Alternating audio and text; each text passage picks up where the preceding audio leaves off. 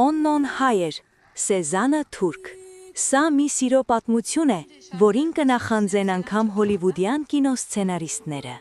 Օննո Թունջը, իրական անունը Հովանես Թունջ Բոյաջյան, աշխարհահռչակ երաժիշտ և կոմպոզիտոր էր,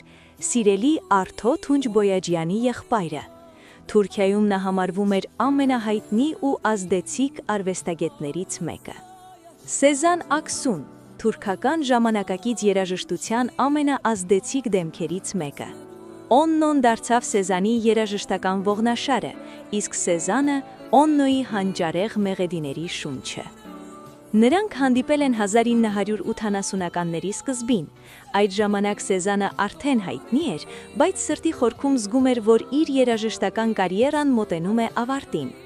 Օննոն հայտնվեց նրա կյանքում որպես գործիքավորող և կոմպոզիտոր։ Ասում են, հենց առաջին հանդիպման ժամանակ նրանց միջև բռնկվեց մասնագիտական կայծ։ Եվ ոչ միայն։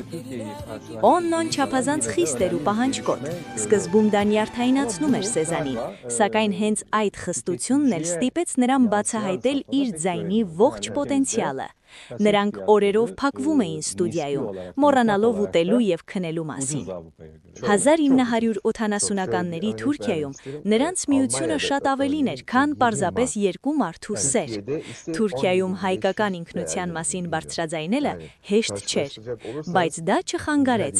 Օննո Թունջը դարձավ թուրքական փոփ երաժշտության ճարտարապետը։ Նա իր տաղանդով ապացուցեց, որ հայկական տաղանդը թուրքական մշակույթի հիմքերում է ու ներկայում է։ Այն փաստը, որ Թուրքիայի այսպես ասած ազգային աստղը ապրում էր հայի հետ, առանց ամուսնության, շատերի համար անընդունելի էր։ Օննոյի և Սեզանի հարաբերություններում հայ և թուրք լինելու բարդությունը ոչ միայն սոցիալական էր, այլև խորապես հոգեբանական։ Անցյալի վերքերը դեռ թարմ էին, իսկ նրանց սերը ստիպում էր ամեն օր առերեսվել այդ ցավին։ Օննոն ստիպված էր լինել Օննո Թունջ, ոչ թե Հովանես Թունջ Բոյաջյան։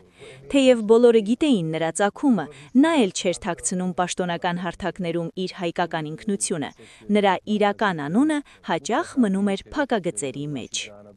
Սեզանը հետագայում խոստովանում էր, որ երբ Օննոն ընկնում էր ստեղծագործական տրանսի մեջ, սկսում էր նվագել հայկական եկեղեցական շարականների կամ ժողովրդական մեղեդիների տարրեր։ Չտիրապետելով հայերենին կամ հայկական մշակութային տեսությանը, Սեզանը սկզբում զգում էր մի տեսակ օտարություն, սակայն հենց այդ օտարությունն էլ գրավում էր նրան։ Ես չէի հասկանում բառերը, բայց հասկանում էի այն տառապանքն ու գեղեցկությունը, որ կար այդ նոտաների մեջ։ Օննոն երաժշտական հարցերում անողող պերֆեկցիոնիստ էր։ Եթե Սեզանը մի նոտա սխալ էր երգում կամ չէր փոխանցում այն զգացմունքը, որը Օննոն պատկերացնում էր, նա կարող էր ժամերով ստիպել նրան վերաձայնագրվել։ Սեզանը զայրանում էր։ Երկուսն էլ չափազանց խանդոտ էին։ Պատմում են, որ մի անգամ հերթական վեճի ժամանակ Սեզանը այնքան էր բարկացել, որ վերցրել էր ատրժանակն ու սկսել հետապնդել Օննոյին։ Օննոն ստիպված էր թաքնվել տանտանիքում, մինչև Սեզանի բարկությունը մի փոքր հանդարտեց։ Այս պատմությունը հետագայում դարձավ նրանց կյանքի ամենաքննարկվող պատմություններից մեկը։ Նրանց հարաբերությունների ամենազարմանալի կողմն այն էր, որ կարողանում էին կռիվը վերածել նոտաների։ Դրա լավագույն օրինակն է գիթ երգի ծնունդը։ Մի մեծ վեճից հետո Սեզանը գոռացել էր. «Գնա», բայց հենց Օննոն փակել էր դուռն ու հեռացել, Սեզանը հասկացել էր, որ չի կարող առանց նրա։ Նա վերցրել էր թուղթն ու գրել. «Գնա, նո, մի գնա, ես ստեցի»։ Երբ Օննոն վերադարձել էր, կարդացել էր այդ տողերն ու տեղում հորինել հանճարեղ մեղեդին։ Նա տեսնում էր Սեզանի մեջ այն նրբությունը, որը թաքնված էր նրա ուժեղ բնավորության տակ։ Սեզանը պատմում էր, որ Օննոն նրան սովորեցրել է լսել հայկական եկեղեցական երաժշտություն և ջազ։ Նրա խոսքով, ես չէի հասկանում բառերը, բայց հասկանում էի այն տառապանքն ու գեղեցկությունը, որ կար այդ նոտաների մեջ։ Սեզան Աքսուն Թուրքիայում այն եզակի արվեստագետներից էր, որ համարձակորեն խոսում էր հայկական մշակույթի կարևորության մասին։ Նա միշտ հարգանքով ու սիրով էր խոսում Օննոյի արմատների մասին, ասելով. «Օննո Թունջը թուրքական փոփ երաժշտության մեջ ներարկեց հայկական հոգին և ջազի շունչը»։ Սեզանի և Օննոյի միությունը ոչ միայն երկու տաղանդների, այլև երկու մշակույթների հանդիպում էր։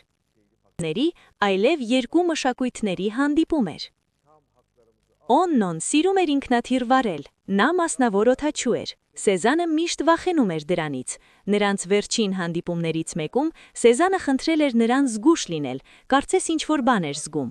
1996 թվականին Օննոյի ինքնաթիռը մառախուղի պատճառով բախվեց Սարին։ Օննոն ընդամենը 47 տարեկան էր։ Մահից հետո թուրքական խոշոր թերթերը գրում էին. «Մենք կորցրեցինք մեր ամենամեծ երաժիշտին»։ Նրա մասին վստահ կարող ենք ասել, նա հայ էր, ում տաղանդի առաջ խոնարհվում էր ողջ Թուրքիան։